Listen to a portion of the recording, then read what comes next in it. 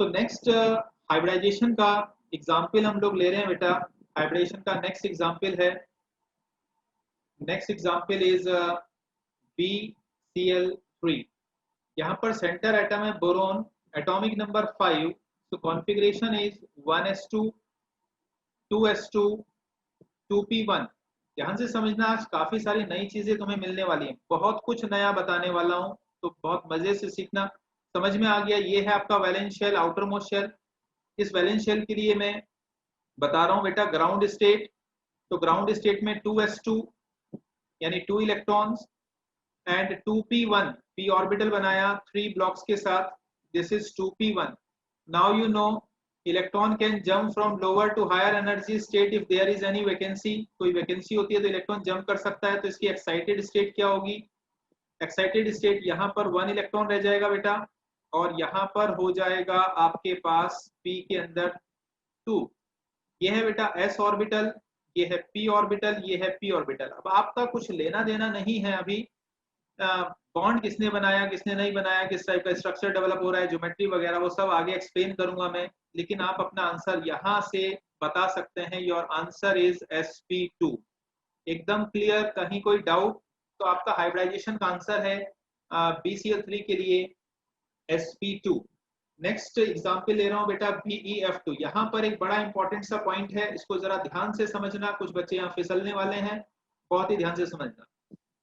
Beryllium है बेटा, यहाँ पर एटॉमिक नंबर 4 के साथ कॉन्फ़िगरेशन रख रहा है 1s2 2s2। अब ध्यान करिए बेटा, यही है आपका न्यूक्लियस किसी भी एटम का। ये है फर्स्ट ऑर्बिट, ये है सेकंड ऑर्बिट। अब आपको पता है फर्स्ट ऑर्बिट में सिर्फ s ऑर्बिटल हो सकता है। सेकंड में एटॉमिक स्ट्रक्चर में हम लोगों ने पढ़ा था s ऑर्बिटल में सिर्फ s ऑर्बिटल हो सकता है। सेकंड वाले ऑर्बिट में सॉरी s और p दोनों हो सकते हैं। होंगे तो बेटा दोनों, भले उनके पास इलेक्ट्रॉन हो या ना हो। इसका मतलब मैं यहाँ पर बेटा 2p जरूर लिख सकता हूँ लेकिन 0 के साथ, यानी यहाँ पर इलेक्ट्रॉन नहीं है। Rooms are available but nobody is in that particular room. ये वाला केस है, तो इस बात का बहुत ज्यादा ध्यान रखना है। तो यहाँ पर अगर मैं इसके आउटर मोस्ट शेल की बात करूं तो ये है इसका वैलेंस शेल या आउटर मोस्ट शेल, जिसके पास 2 इलेक्ट्रॉन है। तो इसकी ग्राउंड स्टेट बेटा देखिए कैसी बन रही है, 2s2 के साथ 2 इलेक्ट्रॉन यहाँ शो कर रहे हैं एंड 2p0 के साथ इसको मैं खाली रख रहा हूँ। बट एक वैकेंसी है, आगे वैकेंसीज हैं। Electron can jump, electron jump कर सकता है। इलेक्ट्रॉन जंप करने की पॉसिबिलिटी यहाँ आपको क्लियरली दिखाई दे रही है। तो इसका एक्साइटेड स्टेट कैसा होगा? इसका एक्साइटेड स्टेट यहाँ पर 1 इलेक्ट्रॉन बेटा, और यहाँ पर आ जाएगा 1 इलेक्ट्रॉन। तो यहाँ से आपको क्लैरिटी आएगी, ये s ऑर्बिटल है, ये p ऑर्बिटल है। इसको आप देखकर बता सकते हैं हाइब्रिडाइजेशन इज sp। यानी बेरिलियम की hybridization in BeF2 answer will be sp। Is that clear for everyone? कोई डाउट किसी को? चलें आगे। नेक्स्ट एग्जांपल ले रहा हूं बेटा PCl5 का, जरा ध्यान से सुनेंगे। सेंटर एटम है फास्फोरस, एटॉमिक नंबर है 15। 15 के साथ कॉन्फ़िगरेशन लिख रहा हूं 1s2 2s2 2p6 3s2 3p3। तो दिस इज द कॉन्फ़िगरेशन। लेकिन यहाँ पर भी वही वाला लॉजिक लगेगा, आपको पता है लॉजिक क्या यूज करना है। ये बेटा न्यूक्लियस है, first orbit, second orbit, third orbit. First orbit में सिर्फ s ऑर्बिटल हो सकता है, सेकंड ऑर्बिट के अंदर sp दोनों हो सकते हैं, और थर्ड वाले में आपको याद ही होगा spd तीनों हो सकते हैं। तो ये है फर्स्ट ऑर्बिट, ये बेटा सेकंड ऑर्बिट, और ये है थर्ड। इसका मतलब थर्ड के अंदर sp है, थर्ड के अंदर p भी है। इसका मतलब थर्ड के अंदर बेटा d भी यहाँ पर जरूर होगा, भले ही उसके पास इलेक्ट्रॉन नहीं है। so this is the right representation to show the addresses of atomic orbital in terms of hybridization। तो मैं इसका डायग्राम बनाने वाला हूँ। यहाँ पर आप देखिए ग्राउंड स्टेट बना रहा हूँ। तो ग्राउंड स्टेट के अंदर this is 3s2 means 2 electron, 3p3 this is 3p3 1 2 3 and this is 3d0। d के अंदर 5 बॉक्सेस हम लोग बनाते हैं, आप लोग को पता ही है, लेकिन ये अभी खाली है। लेकिन अभी हम क्या कर सकते हैं, यहाँ पर पेयरिंग है, सेम के अंदर जंपिंग हो सकती है।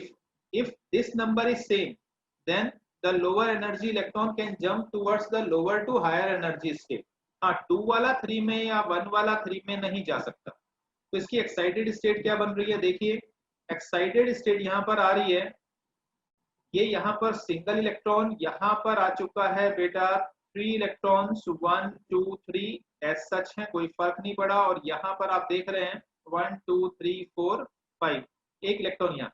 ये है s orbital, p orbital, p orbital, p orbital, d orbital. तो यहाँ से आप देखकर हाइब्रिडाइजेशन को क्लियरली बता पा रहे हो कि आंसर इज sp3d। तो हाइब्रिडाइजेशन का आंसर है sp3d। मुझे लग रहा है कि यहाँ पर आपको इन एग्जाम्पल के साथ कुछ भी कंफ्यूजन नहीं हुआ होगा, एकदम क्लैरिटी आ चुकी होगी। कहीं कोई प्रॉब्लम है किसी को? एकदम क्लियर है। चलिए, तो नेक्स्ट एग्जाम्पल ले रहा हूँ बेटा मैं यहाँ पर। देखिए SF6 sulphur hexafluoride, obviously centre atom sulphur, atomic number 16, configuration 1s2, 2s2, 2p6, 3s2, 3p4। अब थर्ड आ चुका है तो डेफिनेटली बेटा यहाँ 3d होगा, लेकिन इसको 0 बोल सकते हैं। तो ये है इसका आउटर मोस्ट। अब इस आउटर मोस्ट का ग्राउंड स्टेट हम लोग डेवलप कर रहे हैं। This is 3s2, this one is 3p4, this one is 3p4, 1 2 3 4 and 3d0 में 5 बॉक्सेस वैकेंट बना रहा हूँ, खाली बना रहा हूँ। अब यहाँ पर आप देख रहे हैं कि इलेक्ट्रॉन के पेयरिंग भी दिखाई दे रही है और वैकेंसीज भी आपको यहाँ पर क्लियरली दिखाई दे रही है। तो ये इलेक्ट्रॉन बेटा जंप करके इधर आया, ये इलेक्ट्रॉन जंप करके इधर आया। तो एक्साइटेड स्टेट इसकी कैसे बनने वाली है? This would be the excited state. Excited state में ये एक सिंगल इलेक्ट्रॉन रह जाएगा। यहाँ पर आप देख रहे हैं 3 इलेक्ट्रॉन्स 1 2 3, और यहाँ पर आप देख रहे हैं 1 2 3 4 5। तो इलेक्ट्रॉन्स कहाँ पर हैं? यहाँ दो जगह पर है। तो अभी आप देखिए s ऑर्बिटल एंगेज हो गया, p p p d and d। तो यहाँ से आप देखकर बता पा रहे होंगे कि हाइब्रिडाइजेशन क्या है, sp3d2। क्लियर है? एक और एग्जांपल ले रहा हूँ, IF7। IF7 में सेंटर एटम दिया बेटा आयोडीन। आयोडीन एक हेलोजन है, आयोडीन एक हेलोजन है। चाहे तो आप इसका एटॉमिक नंबर 53 के अकॉर्डिंग पूरा कॉन्फ़िगरेशन लिख सकते हो, ये आपकी मर्जी है, आपकी मर्जी है। या फिर मेरा दूसरा तरीका आपको पता ही होगा कि हम n की टर्म्स में भी लिख सकते हैं, NS2 NP5 ND0। ये इसका लास्ट का कॉन्फ़िगरेशन बनेगा। n क्या है यहाँ पर बेटा? n है यहाँ पर number of period, number of period. कोई मुझे बताएगा यहाँ पर किस पीरियड में आयोडीन बिलोंग करता है? पीरियोडिक टेबल के किस पीरियड से आयोडीन बिलोंग करता है? याद दिला दूं, ऊपर वाला बॉक्स खाली होता है, उसके नीचे फ्लोरीन, क्लोरीन, ब्रोमीन, आयोडीन, ऐसे याद रख सकते हो। ये फर्स्ट पीरियड है, second period, third, fourth, fifth. तो यहाँ से आपको क्लियरली पता चल सकता है कि फिफ्थ पीरियड। इसका मतलब बेटा यहाँ पर n की वैल्यू 5 है। मैं इसको ऐसे भी लिख सकता था 5s2 5s2 5p5 5d0। ये भी एक तरीका है लिखने का।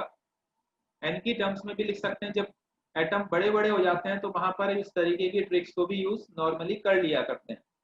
तो s ऑर्बिटल बेटा मैंने यहाँ पर बनाया, ग्राउंड स्टेट बना रहा हूँ। तो ग्राउंड स्टेट में 2 इलेक्ट्रॉन दिखाए 5s2 में।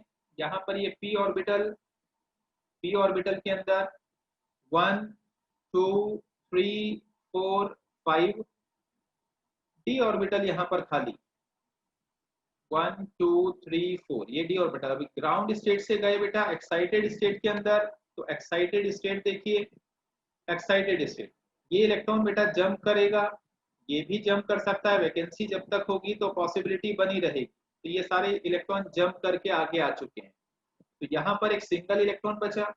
इधर आप देख रहे हैं यहाँ पर 1 2 3 इलेक्ट्रॉन्स हैं, और इधर डी के अंदर आप देखिए 1 2 3 4, 1 2 3। तो यहाँ से आप देखिए बेटा S P P P D D D। यहाँ से आप देखकर बता पा रहे हो उसका हाइब्रिडाइजेशन sp3d3। ये इसका हाइब्रिडाइजेशन बन चुका है। क्लियर हो गया सभी को? अब कुछ अलग बात कर रहा हूं। देखिए बेटा, इस पॉइंट को आपने नोट करके रखना है बिल्कुल पक्का सा, आगे मैं इसकी डिटेलिंग करूंगा। अगर बेटा कार्बन कार्बन सिंगल बॉन्ड है, कार्बन कार्बन डबल बॉन्ड है, कार्बन कार्बन ट्रिपल बॉन्ड है, या कार्बन ऑक्सीजन डबल बॉन्ड है, कहीं पर भी मेरा मतलब है डबल बॉन्ड से। अब ये मतलब नहीं है कि किन एलिमेंट्स के बीच में है, कार्बन नाइट्रोजन के बीच में भी हो सकता है, कहीं पर भी। Single bond, double bond, triple bond, covalent, ये तीन ही तरीके के बॉन्ड होते हैं। अब यहाँ पर ध्यान ये रखना है बेटा, अगर सिंगल बॉन्ड है तो उसको मैं बोलूंगा sigma bond, sigma bond. Sigma bond को रिप्रेजेंट करते हैं बेटा ऐसे, दिस इज सिग्मा। अगर बेटा डबल बॉन्ड होगा, कहीं पर भी डबल बॉन्ड, इसमें से कोई भी एक, किसी को भी एक को आप पाई बॉन्ड बोल सकते हो और दूसरे वाले को सिग्मा बोल सकते हो। किसी को भी पाई और किसी को भी सिग्मा बोल सकते हो अगर कहीं डबल बॉन्ड है। इसमें से जैसे ये एक पाई बोल दिया तो दूसरे वाले को सिग्मा।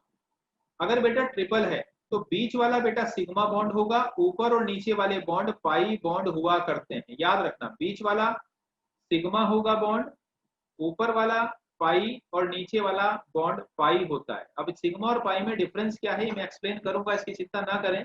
अभी आप सिर्फ इस पॉइंट को याद रखिए कि सिग्मा बॉन्ड मतलब कैसे आइडेंटिफाई करना है, पाई बॉन्ड मतलब कैसे आइडेंटिफाई करना है। एक तरीके का आइडेंटिफिकेशन आपको पता होना चाहिए, कहीं सिग्मा बॉन्ड है तो क्या, पाई बॉन्ड है तो क्या।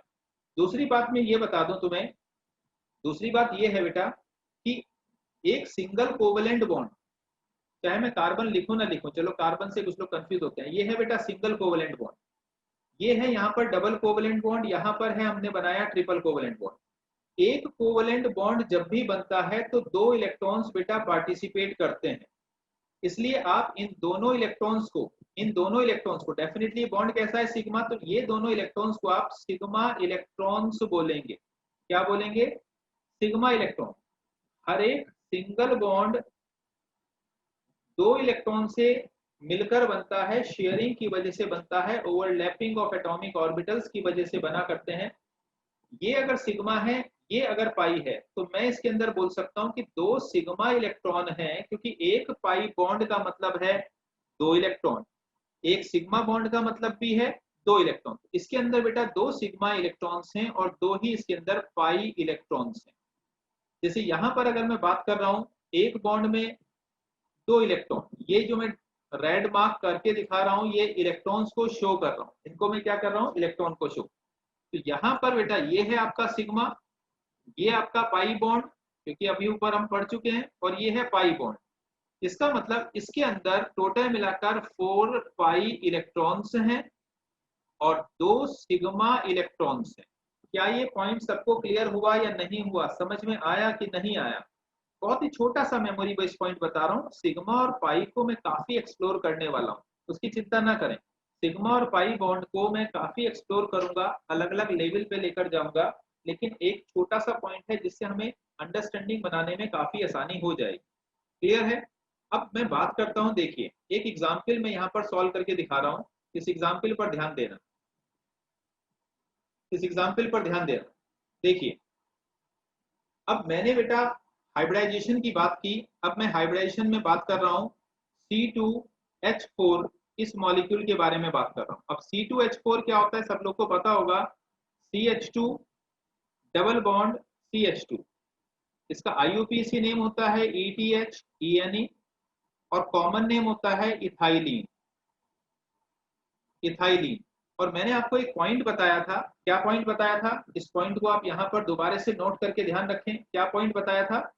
पॉइंट बेटा ये था कि pi electrons never takes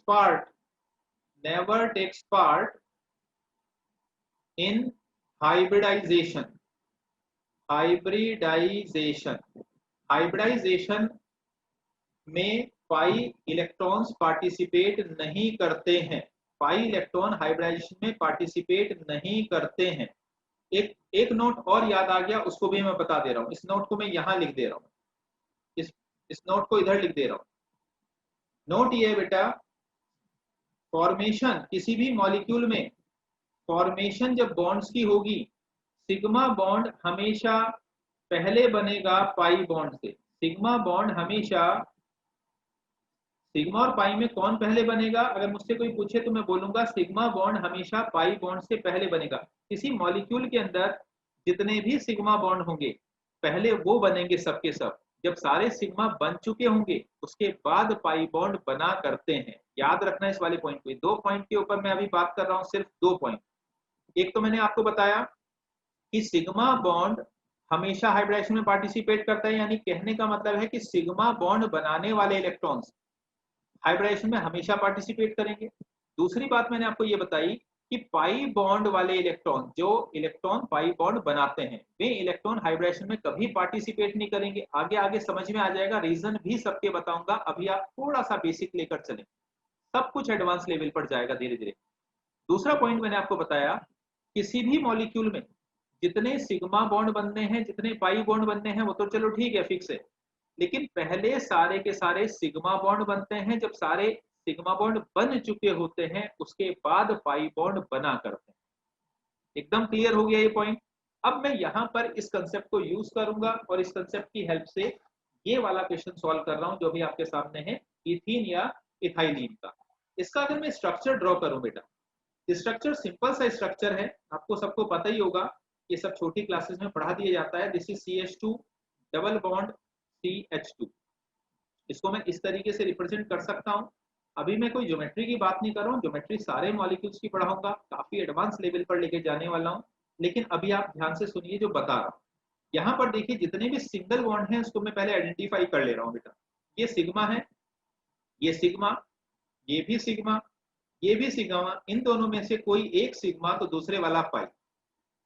electrons को अगर मैं आइडेंटिफाई करूं कि कौन सा इलेक्ट्रॉन कैसा है, तो कार्बन, क्योंकि यहाँ पर सेंटर एटम है बेटा, तो कार्बन के 1 2 3 4 इलेक्ट्रॉन्स होते हैं आउटर मोस्ट शेल में। ऐसे ही दूसरे वाले कार्बन के भी कितने इलेक्ट्रॉन्स होते हैं? 4 इलेक्ट्रॉन्स होते हैं। तो यहाँ पर मैंने दोनों कार्बन के 4 इलेक्ट्रॉन शो कर दिए। अब आप यहाँ पर देख पा रहे होंगे कि ईच कार्बन के आउटर मोस्ट शेल में इलेक्ट्रॉन्स तो कितने हैं बेटा? 4, 1 2 3 4। लेकिन इन 4 में से 3 ऐसे इलेक्ट्रॉन हैं जो सिग्मा बॉन्ड बना रहे हैं, और 3 में से बेटा एक इलेक्ट्रॉन ऐसा है जो पाई बॉन्ड बना रहा है। इन 4 वैलेंस इलेक्ट्रॉन में से, कार्बन के आउटर मोस्ट शेल में 4 इलेक्ट्रॉन है वैलेंस, इन 4 में से 3 ऐसे हैं जो सिग्मा बॉन्ड बनाने वाले हैं, एक ऐसा है जो पाई बॉन्ड बनाने वाला है। बहुत ही ध्यान से सीखना, बड़े मजेदार क्वेश्चन है, एकदम है आसानी लेकिन मजेदार क्वेश्चन। तो मैं इस मॉलिक्यूल का सेंटर एटम किसको बोलूंगा बेटा? कार्बन को बोलूंगा। तो कार्बन है 6, वहीं से बात शुरू कर रहे हैं, 1s2 2s2 2p2। तो ये इसका हो गया जनरल कॉन्फ़िगरेशन। अब 2 वाले में डी तो हो नहीं सकता, तो 2d0 लिखने का तो कोई लॉजिक होगा ही नहीं।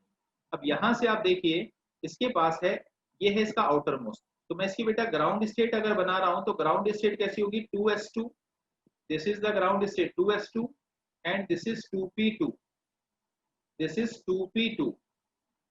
ये है ग्राउंड स्टेट। अब आपको पता है अगर वैकेंसी होती है तो इलेक्ट्रॉन जंप करके आगे जा सकता है। तो सिमिलरली यहाँ पर इलेक्ट्रॉन जंप करके आगे जाएगा, तो इसकी एक्साइटेड स्टेट कैसी बनेगी? कार्बन की कोई भी एक कार्बन बनाकर देख रहा हूँ, ऐसा नहीं कि सब अलग अलग बनाने पड़ेंगे। तो यहाँ पर ये एक्साइटेड स्टेट आप देख रहे हैं, यहाँ पर 1 इलेक्ट्रॉन आ चुका है, और यहाँ पर आ गए एक्साइटेड स्टेट के अंदर हर p ऑर्बिटल में 1 1 1 इलेक्ट्रॉन। क्लियर है? अब सुनो, ध्यान से सुनना, बहुत ही मजेदार बात बताने वाला हूं, बहुत ही ज्यादा बढ़िया सी बात। ठीक, देखो बेटा, बॉन्ड बनने हैं 4। कार्बन ने कितने बॉन्ड बनाने हैं? इस डायग्राम के अंदर आप देख पा रहे हैं 4। 4 में से 3 है सिग्मा, 1 है पाई। यानी ये जो चारों इलेक्ट्रॉन्स हैं, इन चारों में से 3 बॉन्ड ऐसे हैं जो कि 3 इलेक्ट्रॉन ऐसे हैं जो सिग्मा बॉन्ड बनाने वाले हैं, एक ऐसा है जो कि पाई बॉन्ड बनाने वाला है। दूसरा मैंने आपको बताया था कि पहले सिग्मा बनेंगे, जब सब सिग्मा बन जाएंगे तब पाई बनेगा। इसका मतलब ये क्या बनाएगा? Sigma bond. ये क्या बनाएगा? Sigma bond. ये क्या बनाएगा? Sigma bond. ये क्या बनाएगा? Pi bond. बात समझ में आ रही है? क्लियर हो रही है बात?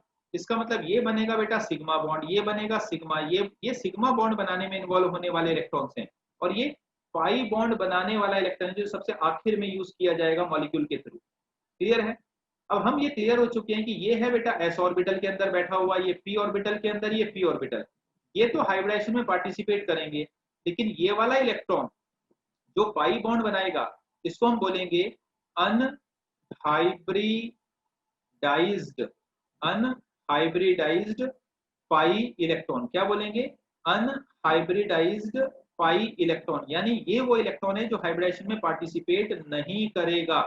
ये वो इलेक्ट्रॉन है जो हाइब्रिडेशन में, ये वाला electron will not take part, will not take part, will not take part in hybridisation.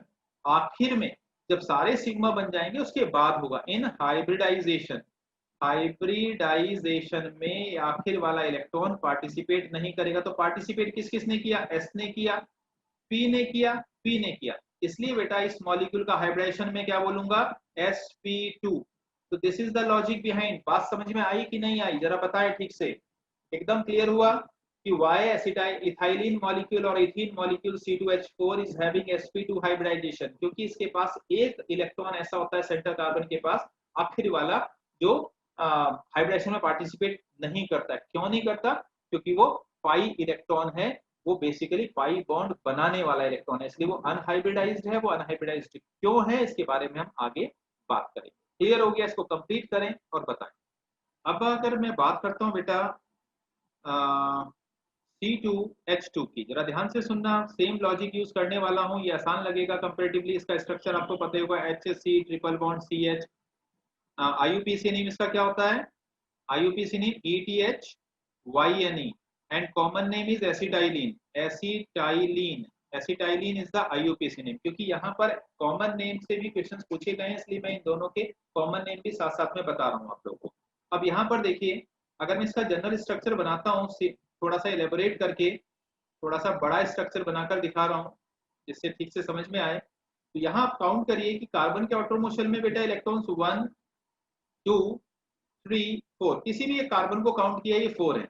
ये बॉन्ड कैसा है बेटा? सिग्मा। इसमें ये बीच वाला कैसा है? Sigma bond. ऊपर नीचे वाले पाई बॉन्ड है। इसका मतलब आपको क्लियर हो चुका होगा कि कार्बन के आउटरमोस्ट शेल में जो इलेक्ट्रॉन्स हैं, कार्बन के आउटरमोस्ट शेल के इलेक्ट्रॉन्स, कार्बन आपको पता है कार्बन है 6, कॉन्फ़िगरेशन है बेटा इसका 1s2 2s2 2p2। बिल्कुल सेम लॉजिक ये हो गया इसका आउटरमोस्ट शेल। आउटरमोस्ट शेल के अकॉर्डिंग हम इसका ग्राउंड स्टेट बना रहे हैं।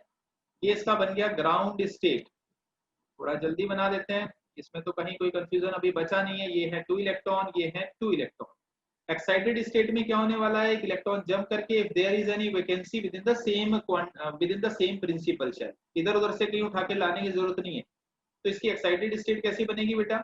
एक्साइटेड स्टेट, यहाँ पर एक सिंगल इलेक्ट्रॉन रह गया और यहाँ पर तीनों के पास आ गया एक एक इलेक्ट्रॉन, 1 1 इलेक्ट्रॉन आ चुका है। अब देखिए आउटरमोस्ट शेल में सेंटर कार्बन जो इसके पास है, आउटरमोस्ट शेल में 4 इलेक्ट्रॉन। इन 4 इलेक्ट्रॉन्स के बारे में अगर हम बात करें, ये है बेटा पहला इलेक्ट्रॉन जो कि सिग्मा बॉन्ड बनाएगा, दूसरा इलेक्ट्रॉन भी सिग्मा बनाएगा। अब थर्ड वाला क्या बनाएगा बेटा? जब सिग्मा सारे बन चुके हैं, क्योंकि एक कार्बन 2 सिग्मा बना रहा है, 2 पाई बना रहा है, जब 2 सिग्मा ऑलरेडी बन चुके हैं तो लास्ट वाले 2 इलेक्ट्रॉन क्या बनाएंगे? पाई बॉन्ड बनाएंगे। ये है s ऑर्बिटल, ये है p ऑर्बिटल। तो यहां से आप देखकर बता सकते हैं कि हाइब्रिडेशन क्या होगा। हाइब्रिडेशन आपको समझ में आ चुका होगा, हाइब्रिडाइजेशन है sp। और बेटा ये लास्ट के जो दोनों इलेक्ट्रॉन्स हैं, ये लास्ट वाले इलेक्ट्रॉन जिन्होंने पाई बॉन्ड बनाने में पार्टिसिपेट किया, इसको आप क्या बोलेंगे? अनहाइब्रिडाइज्ड, अनहाइब्रिडाइज्ड पाई इलेक्ट्रॉन्स बोलेंगे। यानी ये वो इलेक्ट्रॉन हैं जिन्होंने हाइब्रिडेशन में पार्टिसिपेट नहीं किया। ये वो इलेक्ट्रॉन्स हैं जिन्होंने हाइब्रिडेशन में पार्टिसिपेट नहीं किया। एकदम क्लियर हो गया यहाँ पर? कहीं कोई डाउट? एकदम क्लियर है कि इसका हाइब्रिडाइजेशन ये क्यों हुआ, इसका हाइब्रिडेशन sp क्यों है तो कार्बन ही। यहाँ पर मैं बोलूंगा कि C2H2 के अंदर जो कार्बन है उसका हाइब्रिडाइजेशन sp है। इससे पहले एग्जाम्पल में कार्बन वहां पर भी था, उसका हाइब्रिडाइजेशन था बेटा sp2।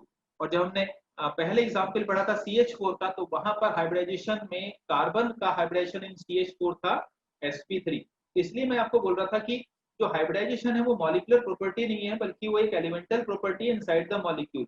यानी कार्बन तो वही था, लेकिन CH4 में हाइब्रिडाइजेशन sp3, C2H4 में sp2, ये C2H2 में sp, अलग अलग हाइब्रिडेशन आपको देखने को मिल रहे हैं और ऐसा ही होता रहेगा हमेशा।